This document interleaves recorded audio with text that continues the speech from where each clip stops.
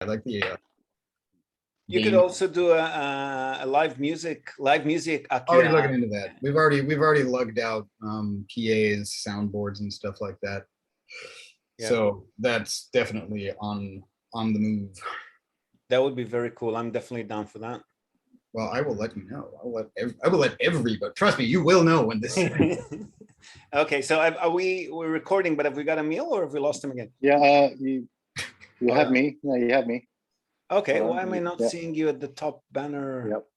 Okay, that's weird. There you go. All right. So do you want to maybe float some questions that you've been receiving recently from people? Or? Actually, just before we do that, in terms of the technical side of things, are we recording this? Like, I know with, I'm still, as you can tell, I'm still getting used to Zoom. It's not my usual. Chat, are we doing this as like a group, like the video recording? Is it going to be sort of the gallery option version? Or is it going to be like just whoever speaker pops up? On my screen, I've got the 4 of you in small windows at the top, and then whoever speaks is on a big window at the bottom. So I can see all of you, but whoever speaks seems to be enlarged. Although now that I'm speaking, I'm not seeing myself enlarged, so I'm not sure. I can change the view though. I'm basically looking at Brady Bunch. So I just switched to gallery mode, so I can see all of us equal sizing at the moment. That's probably best, isn't it? Yeah, I'm trying to switch to gallery mode, but on the phone, like I had it on the. Swipe it on your phone. Swipe it on your phone. Yeah, swipe. I think it. Okay, just swipe right. Yeah, there we go. That's a lot better. Yeah, I didn't like the other version.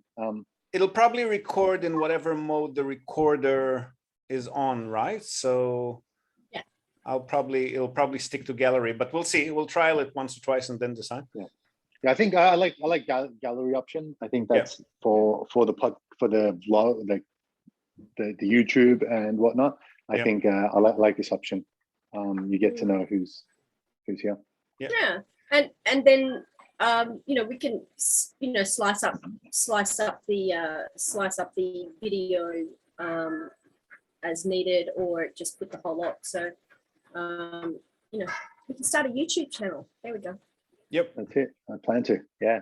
Nice. Yeah. So we need like a cool name for this, like the JRE bunch or the Brady. I was thinking the something bunch. Yeah. My mind's a bit numb. I had a workout this morning, so I'm a bit blank right now. Like I can talk about stuff like my stuff that I always talk about. Yeah. But yeah, coming up with something creative right now off the top of my head is just not happening. That's all right. We can do that offline. So does anyone want to start? I got a couple of questions that I got lined up. Does anybody else have anything? I do. I mean, I guess because this is our first sort of recorded video, it might be good just to get a baseline of what the various sectors that we look after, and also what the definitions are. So especially if people are watching this from overseas, just to have a baseline of what real estate in Japan can look like in the different areas. So yep. Yeah. Sweet. So let's do a round of introductions. We'll take it from you on the top left, Tracy.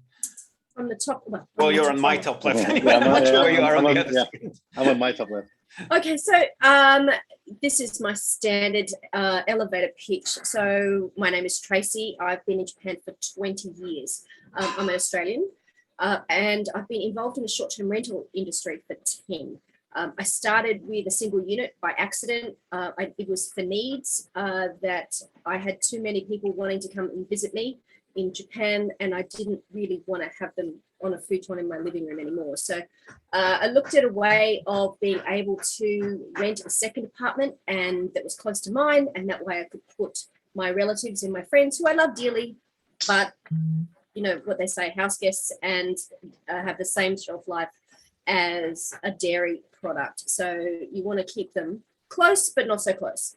And I set it up for people who were, my family and friends. So they were my target guests. They were needing a bed. They were needing a place to make a cup of tea, some breakfast, and also be close to me and be able to enjoy all of the benefits of living in Tokyo. So that was how I started. I was just planning on renting it out 50% of the time to cover my costs on the OTAs, on so Airbnb, which was the only one around that at that time, and it just went bonkers. And over the next 10 years, I built up a very large portfolio in Tokyo, and that's been supporting myself and my family for a long time. So I've seen it all, really. I've seen big houses, small houses, big groups, small groups, and I pretty much can answer most questions on what it's like to be a Minpaku host in Japan. So that's me. That's perfect. Tracy, when did you start? 2011, 2012. So I first learned about Airbnb in 2011, and then I really started kicking it off in 2012. Sure. Yeah, I started myself in 2015 when I bought my second house. We put the first one up for Airbnb, short-term rental, and yeah, it just sort of took off from there. Like those early teen years were massive for Airbnb growth. That's when you started Airbnb, you mean, or that's when you started being a real estate agent? The Airbnb, yeah. 2015. Yeah, because that's when I bought my second place. So I had my first house to decide whether I should put up for regular rent, but we had all the furniture, and Airbnb was sort of getting popular in Japan. So we thought, hey, let's just give it a go. And if it doesn't work, then we can just put it to regular rental, but we'll just try it for a few months. And yeah, wow, just was, yeah, as Tracy says, bonkers, completely bonkers. And it has been up until COVID. And how'd you get into real estate, or when, Emil? Well, okay, so it's actually when I was looking for my first place, I used to work for a large IT company. I was looking for, met a few different Japanese agents. And one guy I met with, he showed me a place, and just random online guy, just really resonated well with him. He spoke English and very, very friendly, very, very honest. And I really, really liked him. And he helped me a lot with the first place, but I didn't have permanent residency. I wasn't married then. And the only bank that would even entertain my application was Suruga Bank.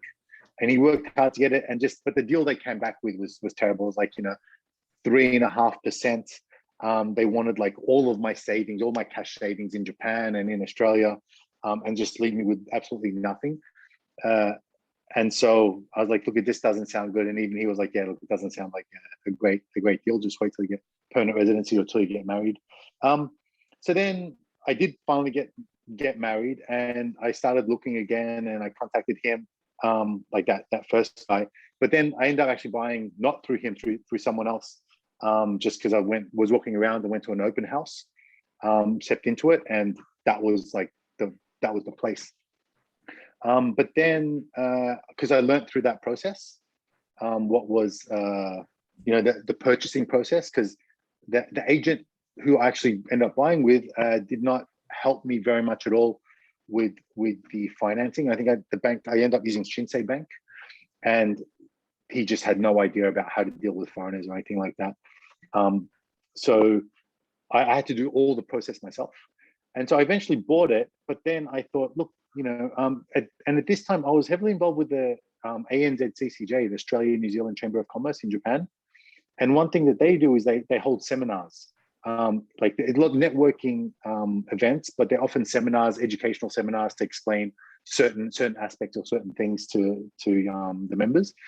And I thought, you know what, I can do a seminar on the house purchase process, because I've just been through it myself. I researched a lot. It's just in my nature. That's what I do. And so I thought, why not try doing real estate seminars, a foreigner's guide to buying a house in Japan? But obviously I can do this, but I needed to tie up with an agent, because to get this information, and then that way have a real estate agency that could follow up and do all the actual sales and whatnot. And also, because I'd only done it once, I'm not a licensed agent, I didn't really have the full depth of knowledge. I knew what I researched, but I knew there was like lots of gaps. So I actually reached out to that first agent, Ken Suzuki is his name, who I met that really nice agent I met the very first time. And even though I didn't buy my house through him, he was such a good guy and I got along with him so well. I actually reached out to him and said, look, this is my idea. Do you think we can, do these sort of seminars and bring some clients into you? And he was very, very, positive with it. So we prepared it. We made like almost like a 1 to 2 hour PowerPoint presentation explaining all the ins and outs of the purchase process and whatnot in English. And I would just promote it on Facebook for these events. And we'd have pretty much like every month, like 10 to 50 people gather at his office, his agency. And him and I would present the seminar, and then it end up being just myself present the seminar. And the clients would, we'd get the clients, and then they'd get to meet him and as an agent and his staff. And he had English speaking staff then as well, and he still does. And he would then they do all the sales and follow up and the typical agency stuff. So my seminars really acting just as an introduction and a way to get clients. But then I found that a lot of the clients that were coming, the people who were coming, were similar to myself in terms of, I've got a Japanese wife, I've got 3 young kids, they're 7, 5, and 3 now. And a lot of the clients were coming were similar to myself, looking for a house, like a 3-bedroom house in Tokyo, similar to what I had gone through. There were maybe a newly married couple or a couple with young children looking to start and grow their family. So I end up actually resonating a lot better with the clientele than the typical sales staff. And the sales staff are often just, young Japanese guys or girls, still live in a 1-room apartment and don't have the experience in terms of buying a family home that I did. So it just ended up being better for me to engage and do the follow-ups and pretty much the full sale process, and all the showings with the clients. So that's what's happened. So I said, look, I think, this particular client or some of the clients, I would start to tag along and I'd start to do the searches and I'd start to do the showings and viewings. And I kind of just grew into the role, take over. So I still work with him now, but I'm basically I do the full thing. So I'll meet the clients, I'll do all the searches for them, I'll discuss with them, I'll do all the viewings. And also because we're a licensed agency, we have access to the bank loan officers, the home loan officers at the mega banks are assigned to our agency. So Mizuho, MUFJ, SMBC, and Rizona, they have home loan centers in like Shibuya and Shinjuku. They actually have a home loan mortgage officer from their branch assigned to our agency. So I'm able to submit application on client's behalf. And just contact, like, if there's a question about an application, or even just, something like how much can this client borrow based on his income, or they may be self-employed or combined incomes, some of that complicated stuff, I can just fax or email them. In real estate, faxes are still pretty common. I can just send a scan of those documents to our loan officer. And then give them a call on their mobile phone 5 minutes later and say, look, that email I just sent you, what do you think of this applicant? How much can he get, etc. And they just tell me right over the phone, rather than having to go to a branch and do the formal process. So yeah, now we basically offer that full service. And recently from earlier this year, we've got a renovation team on board. So we also do renovations. So sometimes clients that are looking to buy, if it's the used place, they want to change the wallpaper, they want to change the kitchen, etc. We can also include that in our service portfolio. That's brilliant. I think I came onto one of your seminars at one point, Camille. You did. You're very early on, I remember.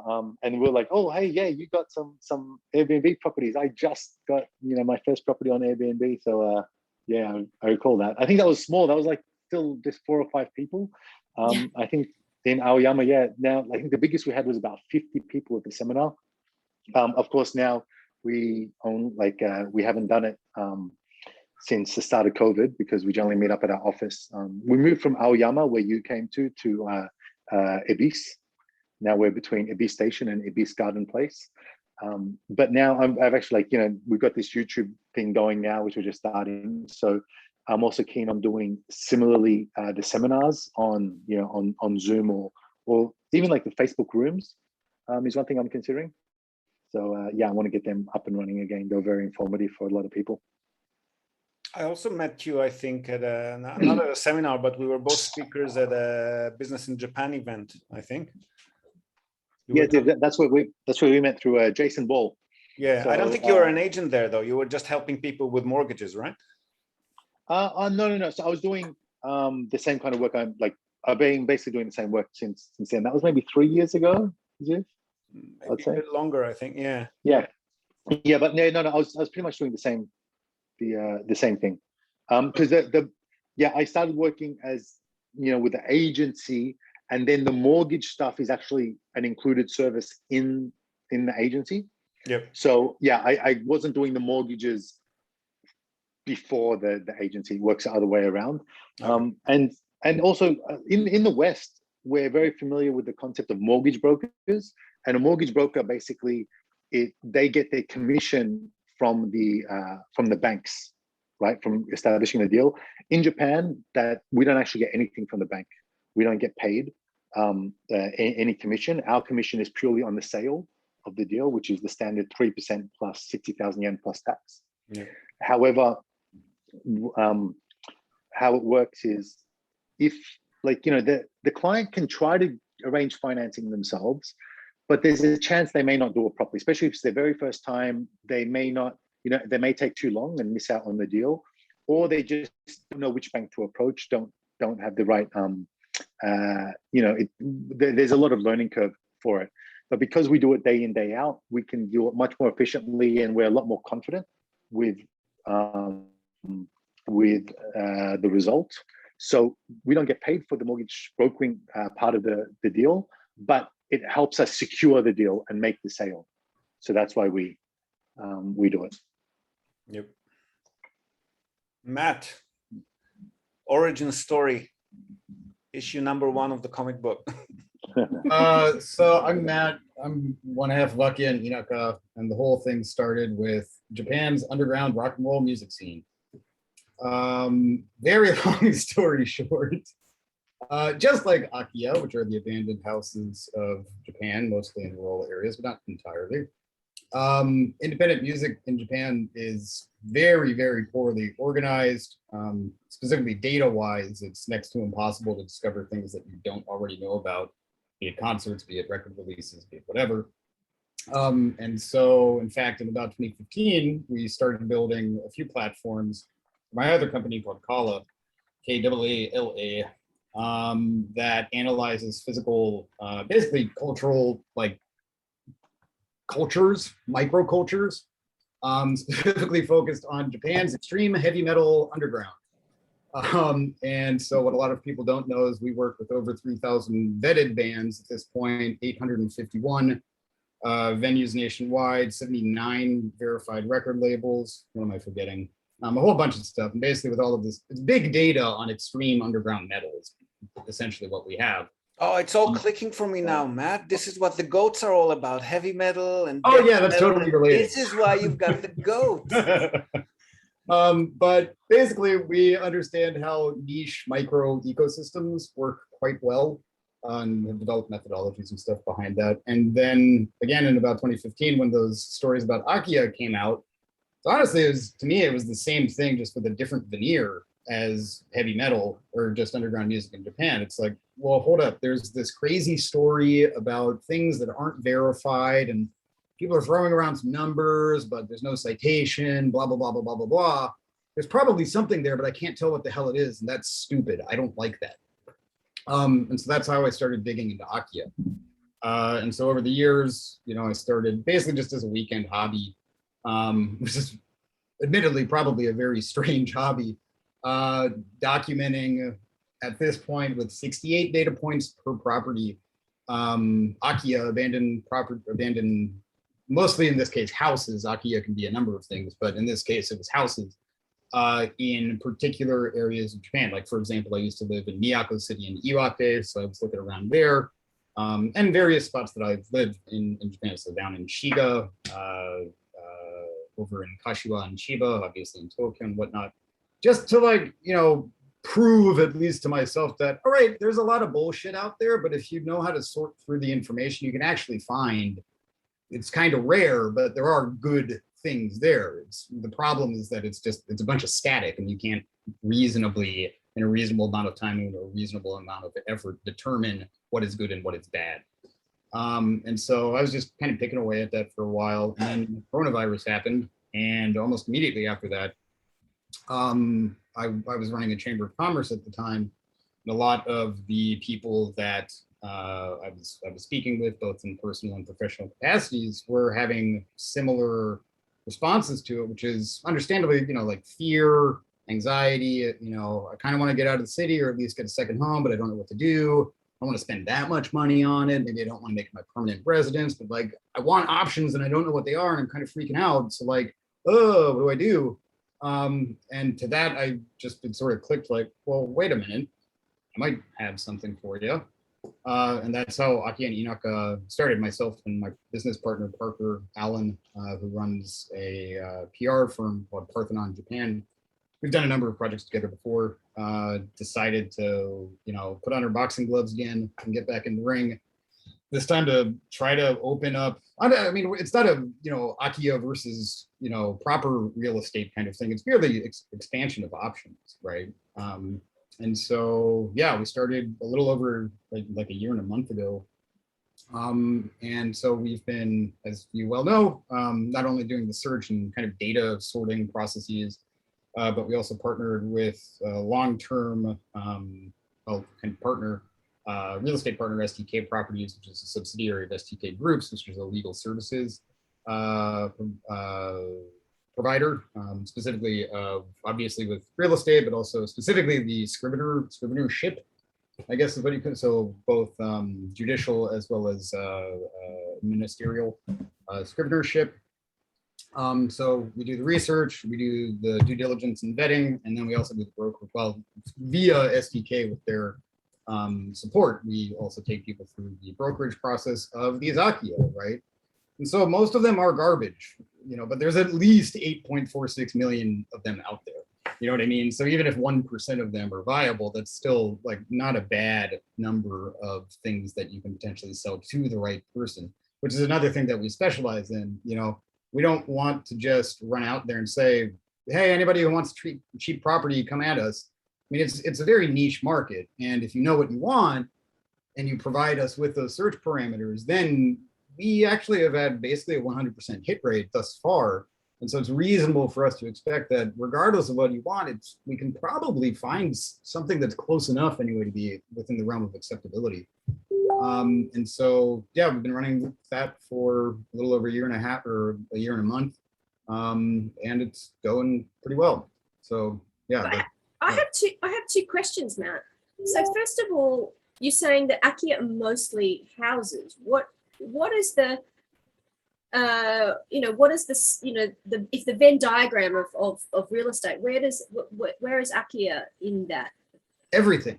I mean, there's anything that's literally any type of building that is abandoned technically qualifies as an Akiya. Oh, so Akiya is means abandoned. Right, and I mean, this is actually something that, as kind of a nerd, I sort of latch onto, is that like Akiya, the word, if you look at how it's written, it's literally like Aki is like open, and then ya or uchi, house, yeah, house, specifically house, right? It's not akibiru or anything, it's akiya, right? And so it's interesting from an objective point of view. Subjectively, it's kind of annoying in that when you say Akiya, it's kind of like, well, wait a minute, actually, what are you talking about? Are you talking about abandoned anything? Are you talking about a house? The Aki part of it is like abandonment and vacancy are two kind of different things, but both I always thought it means like vacant and not looking to be tenanted, right? Like vacant. Oh no, like Akiya can have managers. Yeah. Right. Sometimes they don't. Sometimes there's actual real estate firms behind them. Sometimes they're municipally administered, and sometimes they're, the properly like, oh, okay, that is a ghost house or whatever. And so it's an extremely dynamic landscape that, for whatever reason, presumably because the kind of more extreme stories are much more easy to click on, let's say, the current sort of accepted narrative is the Haikyo and, way out in the boonies and $500 and, all of these things. those do exist. The issue that we, and if somebody wants those, yeah, okay, we can run with that. But for your typical, middle-aged metro kind of business person, you probably don't want like a $500 fixer-upper in the farthest reaches of Wakayama Prefecture. Yeah, they You latch probably on to want something that's the like 60 term. minutes out and pretty much turnkey, and it might cost under 100,000, right? And so there's an extremely wide range of what Akiya can be, but the general conception and understanding of them has been geared, not maliciously, I don't think, but for whatever reason, the general understanding of them is this sort of haunted house, abandoned, fire trap kind of thing. I think that's more the clickbaity approach of it, right? Yeah. Yeah. People buy into that though. Like Matt and I were just Man. both participating in a discussion on LinkedIn with somebody who she really believes she can get out there and buy a $500 house and live in it. Like this is, why wouldn't I buy it? I mean, you will be a mountain person. And like, if you want to get rid of all your worldly possessions and stuff, like, all right, let's do this. But, also we have fees associated with our services, which is another difference that we have compared to kind of more traditional real estate services, is that in general, Japan and elsewhere, like real estate's kind of about highly valued property, for lack of a better term. And the fact of the matter is, Akiya are not that. Right. And so the 3% thing and a number of other things means that, okay, with properties at and above a certain price point, okay, it makes sense to put in the effort and, customer service and, everything that goes into making the sale with, normal-ish real estate. The fact is, we're dealing with a $50,000 house. Okay, we got to put some consultancy fees on that, because otherwise it just doesn't make any sense for us financially to do anything. Yeah.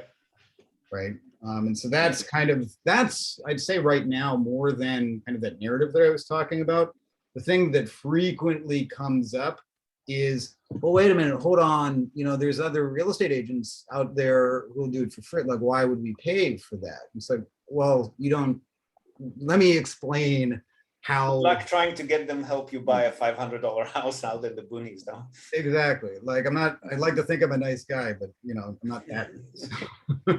Yeah. Definitely an interesting concept when like how pricing and billing and all of that works. But yeah, we'll get into that later. Yeah. I was really interested, Matt, so I guess for people watching, because everyone here actually knows, people watching, yeah, we kind of met, Matt, like, so Tracy and Ziv and myself, I think we knew each other for kind of some time through just networking and whatnot. But Matt, we kind of came across you, I believe, just through Clubhouse, the Clubhouse room we were regularly doing. Came up and you're like, oh, I do, you specialize in Akiya properties. And that was very, very interesting, because even as an agent, I hear lots about it, but I've never actually dealt with it, and I've never known anyone to purchase it. So to have you on board as like a specialist, and it was very, eye-opening for me as well, because again, like, I just see the headlines and like, oh, these, almost free or 50,000 yen or 100,000 yen, like, $1,000 properties out in the boonies. One, it was no real interest for me because, I'm in central Tokyo and this is what I look for. But yeah, like we do get lots of questions and lots of inquiries, and even my sort of interest I had, if there's a nice beach resort or beachfront property, you can get very, very cheap. But yeah, having you on board really sort of brought a lot of insight into that topic that a lot of people are very excited about. Even a lot of my clients, oh, do you know anything about these abandoned properties? Or I often get people, oh, I want an abandoned shop in central Tokyo. Yeah, really? Yeah, no, like, yeah. So interestingly, the Tokyo and the metro area Akiya tend to be far worse than things outside. Physical condition, you mean? Yeah, just like real junkers that I wouldn't. I live next to two. There's two right beside me, and so yeah, they're next typhoon that comes through, I'm expecting them to fall over. They're really. But it's all about the land value in those cases, right? You're not buying it for the structure. No. Yeah. What I think that's what there's, again, with kind of the normal models associated with demolition, real estate, and stuff like that. You're right. It is the land value, and also with demolition. And so if it's going to cost that however much to demolish the thing on, okay, it looks like garbage and is probably actually garbage. But the costs associated with that don't at all. I mean, Tracy, I think you've been using the juice isn't worth the squeeze kind of thing. And so it's exacerbated in metro areas. And so you can actually expect, I would expect, don't quote me on this, although I guess this is on the record. I would expect that city areas are probably going to become even worse with even like just more akia of worse condition than kind of in the suburbs, the exurbs, and the actual rural districts. That's when the developers sweep in and just turn the whole area into like an urban rejuvenation project and build a little strip mall or what, right? Turn it into a car park. I don't know, but I mean, but that sort of leads into a really interesting, thought experiment, which is for us coming into Japan. We're so used to thinking about property as going up in value year on year, but what really blew my head off when I first started looking at property here was that basically it's a depreciable asset. That is the land value that's important, and I think that's the biggest hurdle that foreign investors have to deal with when they're looking at investing in Japan. What's the capital gain on the building? Well, nothing. It's like a depreciable. It's like you can claim it on your tax as a depreciation. That's actually one of the questions I've got prepared when we'll get to somebody asking about that. Yeah, so that's the biggest thing that is so. I don't know any other countries that have that sort of situation where it's the land that holds the value. Well, Tracy, actually, so we you bring up a question about investing. I think we've done our introductions, but Ziv. Yes, let's get Ziv. I think let's get to you and this investment sort of tangent is exactly you. I love listening to you guys, and if it's going on our channel, most of our listeners know me by now. But yeah, I'll make it quick. So I also got into real estate at about the same time I moved to Japan, which is about I got into real estate about a year before I moved here. So we started our company in Australia, and what it was is.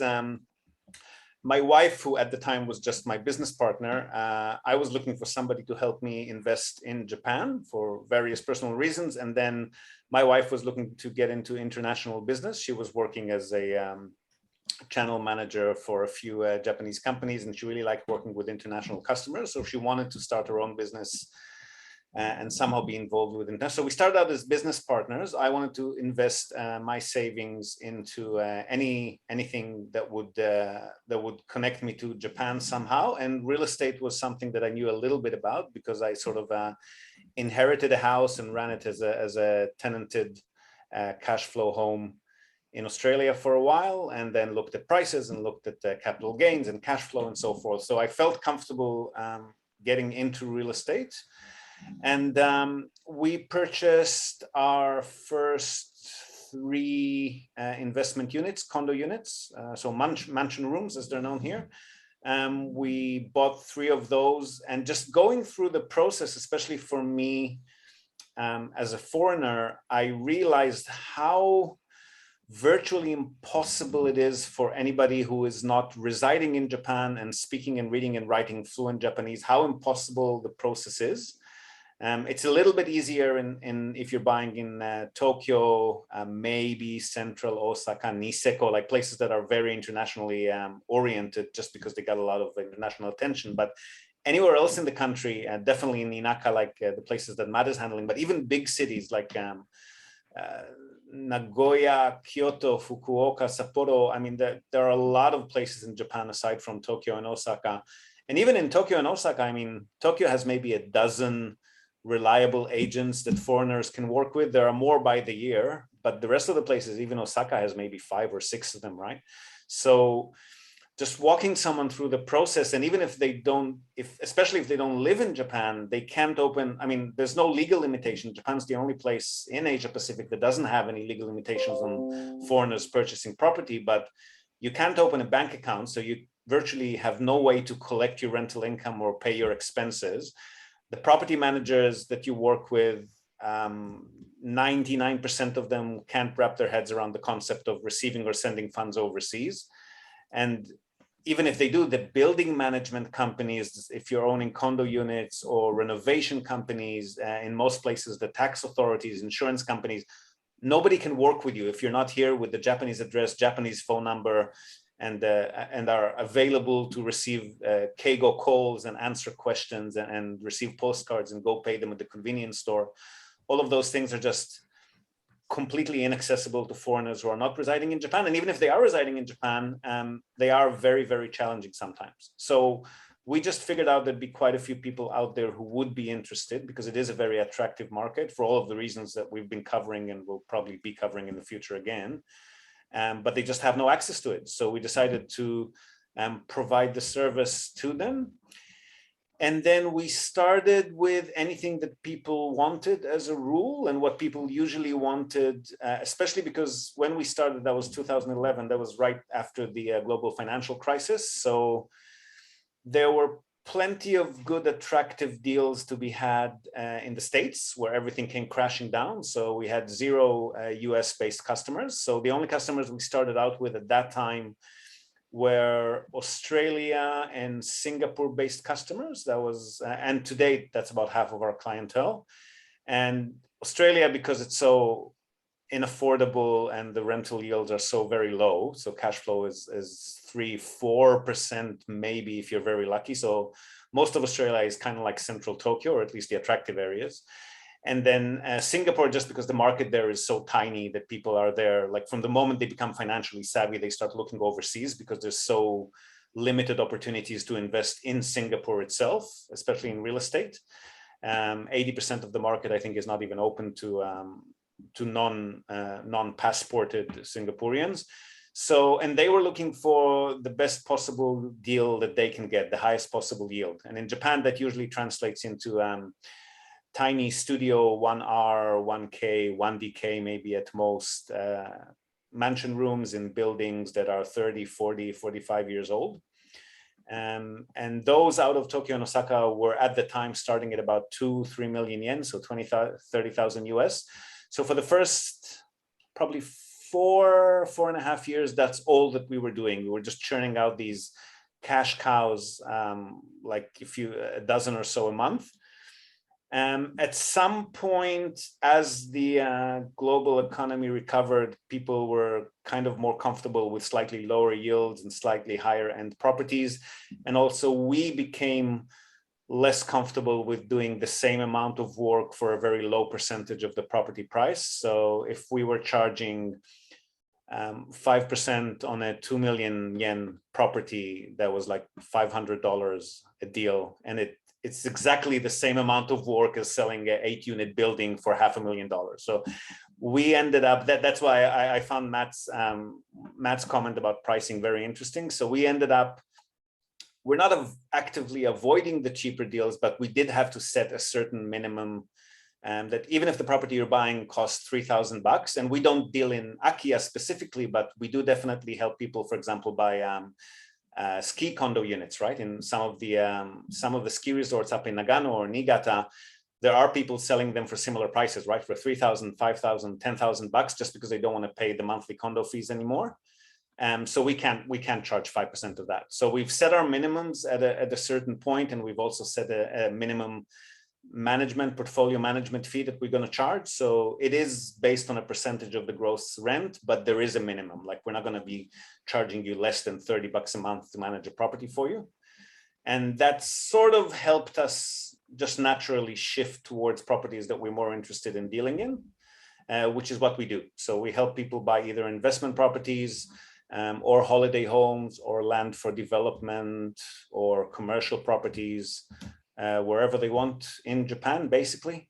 Most of them normally don't go towards Tokyo and Osaka just because prices there are a bit inflated and returns are pretty low. Although during Corona, that has improved a little bit. So we mostly deal in other areas of Japan, but we do occasionally do Tokyo and Osaka as well. And we've been doing it for about 10 years now. So yeah. That's really You interesting. touch on that. Yeah. Go ahead. I was just going to say, that's really interesting. I do have one question about the ski resort, because I looked at that a couple of years ago, and it just seemed that any of the taxes that hadn't been paid, they needed to be paid before you could take, or is that, or the Taxes, Matt has as an in- opinion. Yeah, so that The sounds like property taxes, you mean? taxes or if those Management if fee. those monthly management fees hadn't been paid for 5 years, then before you could actually get the title, you would have to actually pay back pay. or Yeah, but the usually unpaid. there'd be an agreement with the seller saying that from the sale proceeds, they're then obliged to pay the outstanding taxes. And if not, then they'll have to take it off the price. So it practically does come down to them giving them away at some point in many cases, unless it's a particularly popular resort or very nice property, in which case it just gains a normal price. And Yeah. you're likely also, maybe not in every case, but very often, those are going to be the K-buy auctions, which are considerably more difficult to deal with. We don't deal in those at all. They're very time consuming and Yeah, we cat in do, the bag kind of deal. but we charge out the ass for it. And in fact, we've got 2 clients right now that are a little bit, I mean, if you got the money for it, all right, but that doesn't mean you're not stupid. Kind of thing. You're going on the record with this one, right? Yeah. Well, I mean, Those we're two clients fun like about that. this. Like, if you want to go the K-buy route, okay, but it's a minefield. And About why being bother court doing that? auctions, yeah. Yeah. Why why don't you bother just doing explain? that? Yeah, explain. Matt, why don't you just briefly explain what K-buy means to? So it's foreclosure Viewers. auctions, more or less, right? And so this is a very frustrating but also interesting thing about Akia and just like non-standard property is that, again, those super cheap prices like totally are attractive until you bother doing your research, Yeah. and then you realize, oh boy, there's another 50 million yen that I'm going to have to pay on back taxes or whatever. Yeah. And with the auction stuff, that is just exceedingly, on the face of it, it can be very attractive because number one, the prices are super low, and number two, more often than not, they're even more confusing documentation than just like regular Akia. And so you really can't easily dig into what's going on with the auctions. On top of that, you also are necessarily buying sight unseen, right? So it's like, if you like putting up a lot of money that you have no guarantee of any kind of return on, then all right, cool, we can do it. It sort of reminds me of those. Have you ever seen those Discovery Channel auctions where they do storage, like a storage shed, and it's basically like you can't even see inside. You just have to bid and hope that you're going to be able to make money off it. So that's really what it sounds like. That's precisely what it is. Well, And sometimes- door number 2 kind of deal, really. Yeah. And sometimes there are wins. You can like stand to benefit from it. But I mean, I don't think I will, at least at this point, I have never felt the desire or need or obligation or anything to direct potential or active clients towards like, oh, hey, there's also options over here. Because that's another thing too, is the auctions are not at all listed along with pretty much all other listings. They're in a separate system, They're right? also a closed auction system, right? Like you put your number on a note kind of thing, and you can't just raise your bid or whatever until you For the win. most part, yeah. For the most part, yeah. So, I mean, the amount of time that you'd be wasting just submitting offers on 20,000 of them before you get the one that you actually win at the right price. Yeah, I mean, on average, we're charging about 20x of bid price just for our services in order to do it. Because like you say, it is one hell of a job to even get a bid in, not even win, right? So again, if you got the money for it, sure, we'll take your money, but probably should prepare yourself for. There was a company in Tokyo, Sleepwell Homes, I think they were called. They were specializing in exactly that, in court auctions. I'm not sure if they're still operating or not, though. I would want to look into their operation, if I'm being honest. It's that market is exceedingly weird and unstable. Yeah, so my understanding of how the blind auctions work is, so there's a foreclosed property and there'll be a listed minimum offer price. So let's say it's 3 million yen, or it depends on property, 3 million yen. And if you want to go in and make an offer, you go and you write down your bid. It's got to be more than 3 million, but you don't know what anyone else has bid. So you can say 3.5 million yen is your bid. But someone else can come and do a something for 5 million yen, right? You have no idea. So maybe you just say you come in, you put in, 3.5 and no one else has bid, you'll win it, but you paid, 0.5 million more than what you kind of could have gotten it for. Yeah, But yeah, right. It's I just find the time it takes, like, this is your one, like, I have like my thought on this process is similar to what I tell people who actually try to buy just a cheap property in Tokyo. They want to get a good deal. And usually properties ideal in Tokyo are, 50 million yen, 60 million yen, so price to maybe like 1.3, so 130 million yen, so $1.3 million is kind of what the range is frequently, right? So, we don't, like, we just charge a standard commission rates and that's generally sufficient. But sometimes, like, we have a developer that's gotten, that's cut up like 4 or 5 properties. So cut up gotten one block of land, torn down the property, and is putting 4 or 5 properties on there. Generally, they start quite high with the pricing. And as they sell some of them, etc., and they end up with just maybe one property left, that's when they really start decreasing the price. Yeah. And some people think, they want the best deal. They want to get it as cheap as possible when it's as cheap as possible. But there's a reason that's the last property to be sold, right, in the block. The best ones will get sold early on, generally pre-construction, at the maximum price. And the reason that happens is because it's the most attractive one. So people that are going to spend $7,000 on their property, they want to get the right property, and even if they have to pay the premium for it, they don't want to get the 4th or 5th best one to save 3 million yen, right? They'd rather pay the 3 million or 5 million yen extra and get the best one, the one with the best light, the best driveway, the biggest frontage, etc., in that complex. And I find that, when you're actually doing your search, when you get familiar with what you want, it's probably better to pay a bit of a premium, jump in quickly and get the one you want, because this is where you're going to live for the next 2 decades. This is where you're going to raise your family, in terms of my clientele in general. And I actually find, to be honest, people that are, when they start the search process for their own personal home, they start to realize that everyone wants to come on early with the mindset that they want to get a good deal, but they realize if they're searching the good deal, they may miss out on the right property. Yeah, I've said recently, like, I found a 1 yen property, a 1 yen house, right?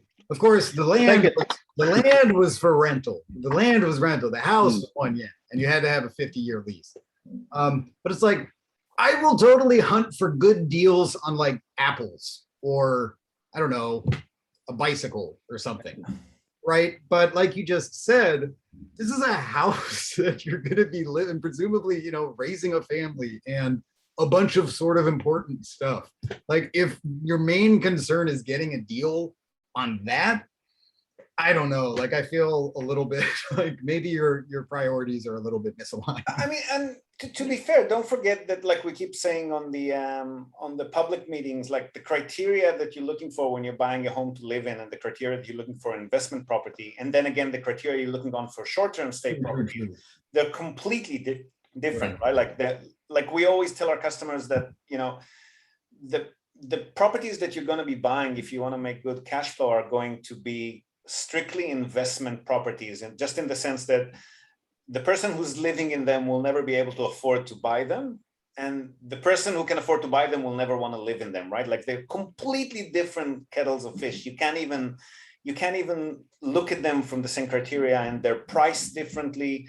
The price that they'll command when you try to resell them will be based on completely different fundamentals. So there are good deals to be had, in a sense, if you're looking for investment properties, but we also have our bottom of the barrel kind of thing. Like, it's like, the listing agents put on the websites, and I know I feel safe saying this next to you, Emil, because you don't deal in investment properties usually, but some of the listing agents that that list out investment properties, 15%, 25%, 23%, and it's generating this.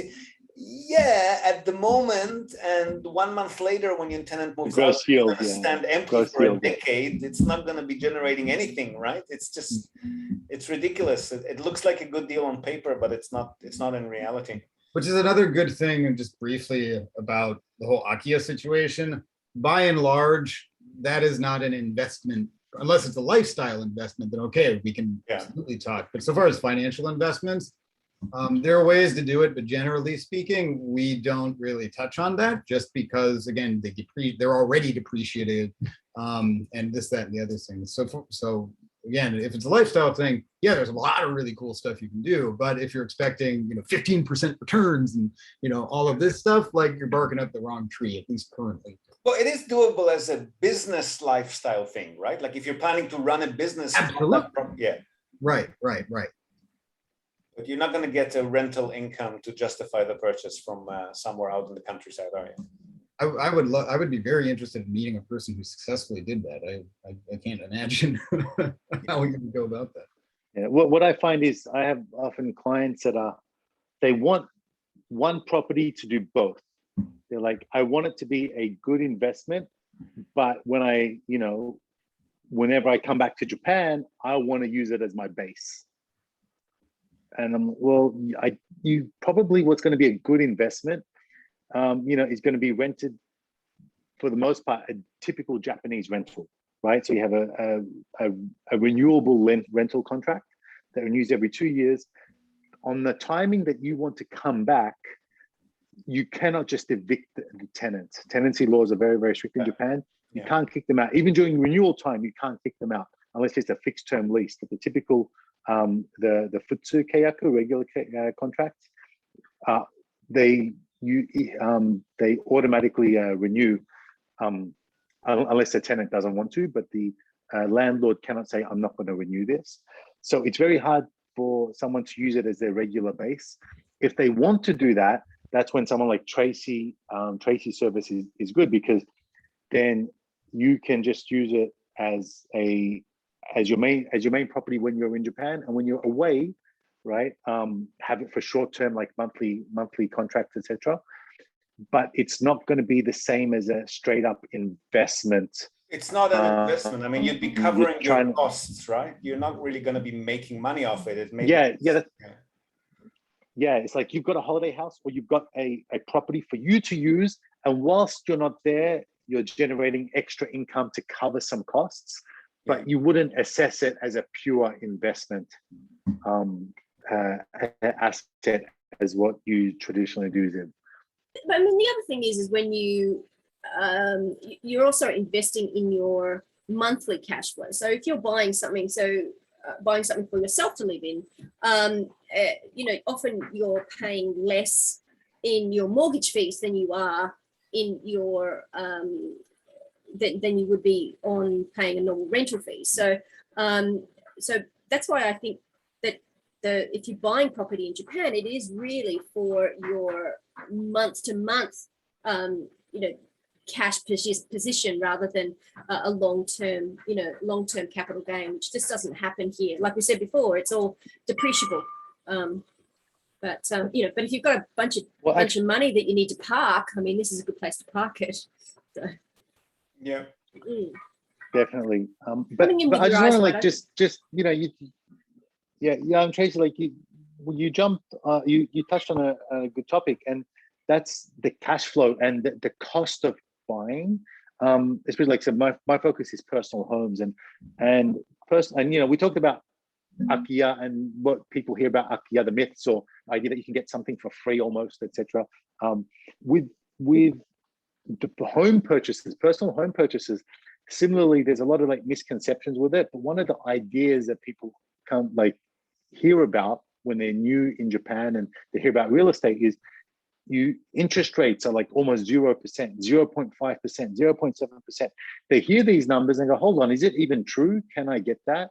The beautiful thing is, yes, it is true. You like our general home loans we get are, the cheaper ones are 0.45%, and the more expensive ones maybe 0.7%.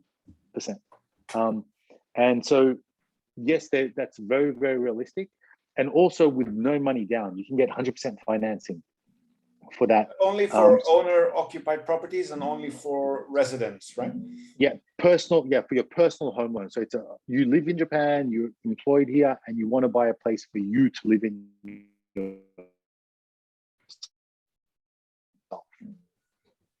I think we lost Emil. Ah, he's So yeah, frozen. 100. I'm here. Oh, you are here. Hold on. Okay. Okay, sorry. Okay.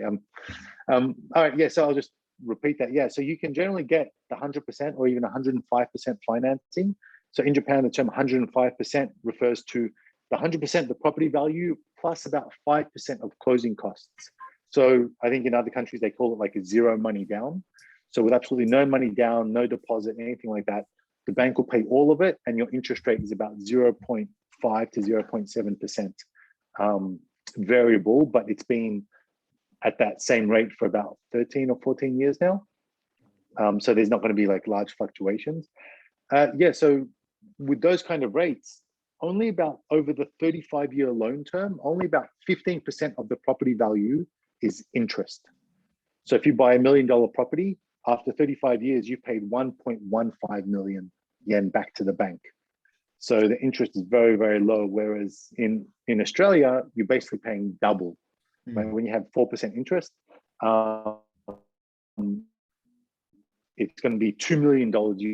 So the home loan deals are really, really good, which is why, as Tracy was saying, the cost what makes purchasing a property in Japan very, very good is that the interest is so low that you're basically paying mostly principal, right? The cash flow, it's a forced saving. You pay down the equity.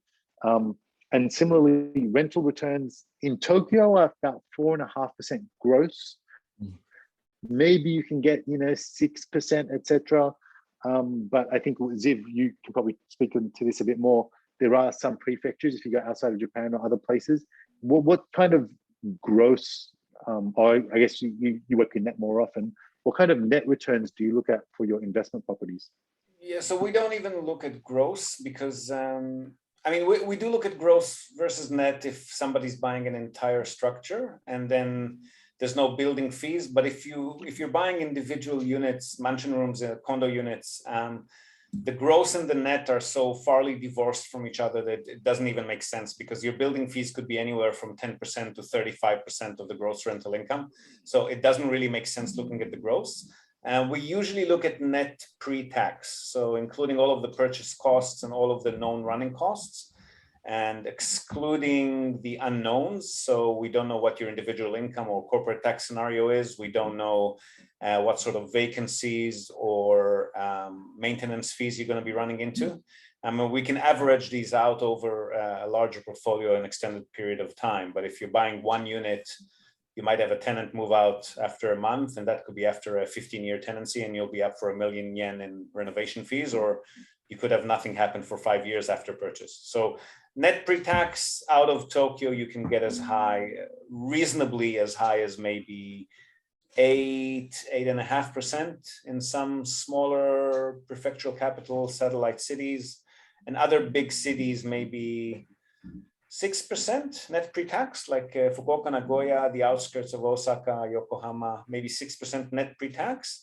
But in Tokyo, like you said, it's 6% gross. So that roughly translates into 4% net if you're lucky. And it's not very attractive. Most people can get that in their backyard. More like 4.5% in Tokyo. 4%. Yeah, Tokyo, like 4.5% gross is what. Yeah. In central Tokyo, yeah. Fantastic. Yeah.